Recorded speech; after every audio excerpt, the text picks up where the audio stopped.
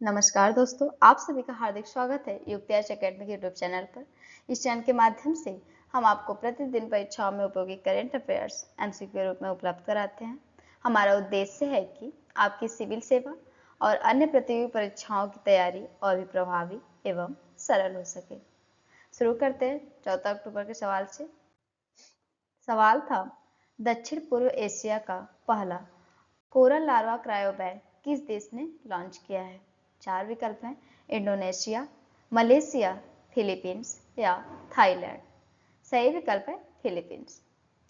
इस देश ने कोरल लार्वा क्रायोबैंक को लॉन्च किया। शुरू करते हैं आज के सवाल से। सवाल है, हर वर्ष 15 अक्टूबर को निम्नलिखित में से कौन सा दिवस मनाया जाता है? 4 विकल्प है, अंतर्राष्ट्रीय बालिका दिवस, विश्व छात्रों का दिवस, अंतर्राष्ट्रीय शिक्षक दिवस या विश्व डाक दिवस। सही विकल्प होगा इसमें विश्व छात्रों का दिवस। ये 15 अक्टूबर को विश्व छात्रों का दिवस मनाया जाता है, जो भारत के पूर्व राष्ट्रपति प्रसिद्ध वैज्ञानिक जो कि डॉक्टर एपीजे अब्दुल कलाम की जयंती है, उस दिन मनाया जाता है। और डॉक्टर कलाम का इनको जनता का राष्ट्रपति और मिसाइल मैन ऑफ इंडिया कहा जाता है, लेकिन वे खुद को सबसे पहले एक शिक्षक मानते थे। अगला सवाल है, हाल ही में इजराइल ने डोनाल्ड ट्रंप को कौन सा सम्मान देने की घोषणा की है? 4 विकल्प है, भारत रत्न, नोबेल शांति पुरस्कार, प्रेसिडेंशियल मेडल ऑफ ऑनर या ऑस्कर अवार्ड। सही विकल्प है तीसरा, प्रेसिडेंशियल मेडल ऑफ ऑनर। ये इजराइल ने एक महत्वपूर्ण कूटनीतिक कदम उठाते हुए पूर्व अमेरिकी राष्ट्रपति जो कि डोनाल्ड ट्रंप को अपना सर्वोच्च नागरिक सम्मान इजराइल राष्ट्रपति पदक देने की घोषणा की है।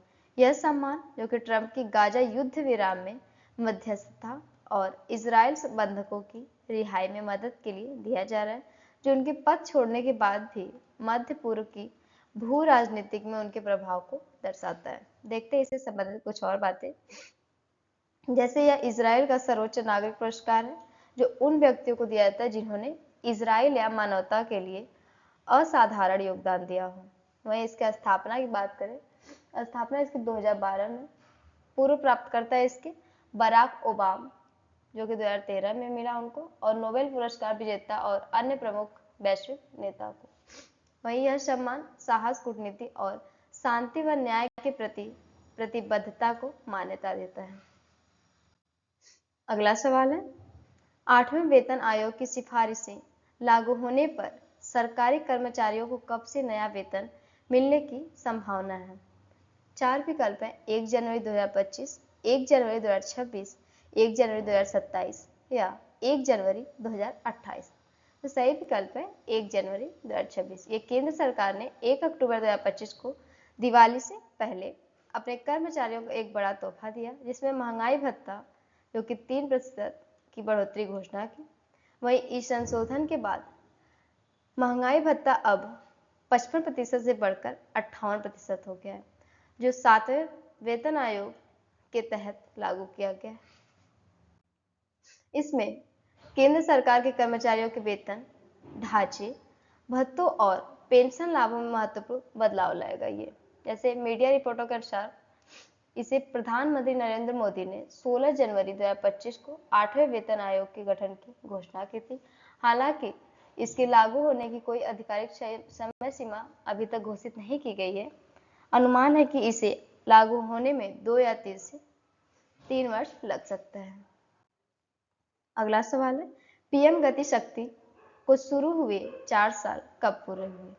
ये पीएम गति शक्ति नेशनल मास्टर प्लान 4 विकल्प है इसमें से।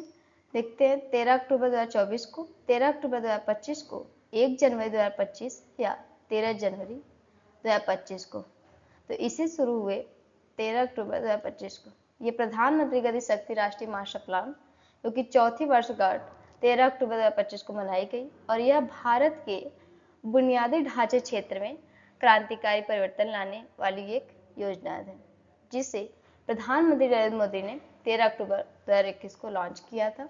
और इस योजना ने परियोजनाओं के क्रियान्वयन को सुव्यवस्थित करने, कनेक्टिविटी बढ़ाने और देश भर में लॉजिस्टिक दक्षता को सुधारने में अहम भूमिका निभाई है।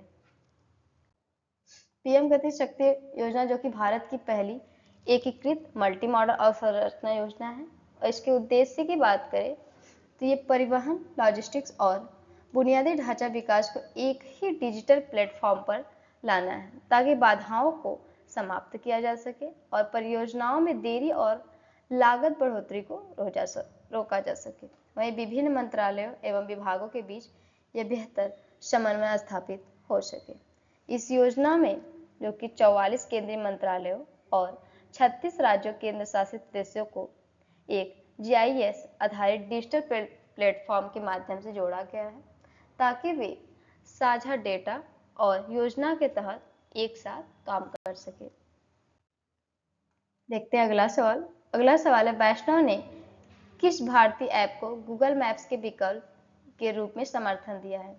4 विकल्प है। मैप माई इंडिया, भारत मैप्स, मैपर्स या डिगी मैप। तो वही सही विकल्प है इसमें से मैपर्स। मैपर्स एक भारतीय मैपिंग ऐप है जिसे मैप माई इंडिया कंपनी ने बनाया है, और यह केंद्रीय मंत्री अश्विनी वैष्णव ने हाल ही में मैपर ऐप का समर्थन किया, यह कहते हुए कि गूगल मैप्स का एक अच्छा भारतीय विकल्प है। इस ऐप की मदद से रास्ते खोजे जा सकते हैं, ट्रैफिक की जानकारी ली जा सकती है और भारत के गांव, कस्बों और शहरों का विवरण भी दिखाया जा सकता है। देखते हैं अगला सवाल। अगला सवाल है, अंतर्राष्ट्रीय स्तर पर प्रधानमंत्री मोदी ने किस योजना के तहत गाजा के लिए समर्थन दिया है? 4 विकल्प है। एक मानवाधिकार घोषणा, ट्रंप की गाजा योजना, UN शांति प्रस्ताव या गाजा आर्थिक सहायता। सही विकल्प है इसमें से गाजा आर्थिक सहायता। ये पीएम मोदी ने गाजा शांति समझौते और ट्रंप की गाजा योजना का समर्थन किया। तो सही विकल्प है आपके ट्रंप की गाजा योजना, जिसमें 2 साल से अधिक समय तक बंदियों की रिहाई शामिल है। अगला सवाल है, चेस वर्ल्ड कप 2025 की मेजबानी किस राज्य में होगी? 4 विकल्प है। महाराष्ट्र, दिल्ली, गोवा या तमिलनाडु। तो चेस वर्ल्ड कप की बात करें तो ये गोवा में इसकी मेजबानी होगी। ये फीडे चेस वर्ल्ड कप 2025 की प्रतियोगिता जो कि गोवा, भारत में 31 अक्टूबर से 27 नवंबर 2025 तक आयोजित होगी। देखते हैं अगला सवाल। अगला सवाल है, हाल ही में किस राज्य सरकार ने फुटबॉल को बढ़ावा देने हेतु नॉर्थ ईस्ट यूनाइटेड FC के साथ समझौता किया? 4 विकल्प है। असम, मणिपुर, मिजोरम या मेघालय।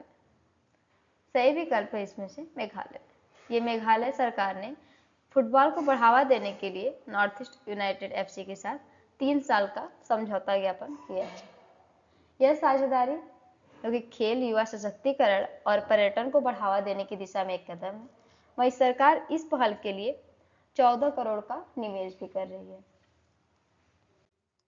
अगला सवाल है, कौन सा देश पहला बना जिसने मां से बच्चे को HIV, हेपेटाइटिस B और सिफिलिस फैलने से रोकने में सफलता पाई? 4 विकल्प हैं। भारत, श्रीलंका, मालदीव या भूटान। सही विकल्प है मालदीव। ये एक ऐतिहासिक सार्वजनिक स्वास्थ्य उपलब्धि के रूप में जो कि मालदीव ने दुनिया का पहला देश बना जिसने मां से बच्चे में संक्रमण के माध्यम से HIV, हेपेटाइटिस B और सिफिलिस इन तीनों बीमारियों के ट्रिपल एलिमिनेशन का लक्ष्य प्राप्त किया। वही यह घोषणा जो कि विश्व स्वास्थ्य संगठन ने अक्टूबर 2025 में की, जो नवजात शिशुओं और गर्भवती महिलाओं को प्रभावित करने वाले संक्रामक रोगों के खिलाफ वैश्विक लड़ाई में एक ऐतिहासिक मील का पत्थर रहा। देखते हैं ट्रिपल एलिमिनेशन होता क्या है। इसका मतलब है मां से बच्चे में संक्रमण को रोकने में सतत और सफल उपलब्धि। HIV की बात करें तो ये एड्स का कारण बनने वाला वायरस, हेपेटाइटिस B जो कि जिगर को प्रभावित करने वाला वायरस, और संक्रमण सिफिलिस ये जीवाणु जनित यौन संचारित संक्रमण जो बिना इलाज के भ्रूण में गंभीर जटिलताएं पैदा कर सकता है।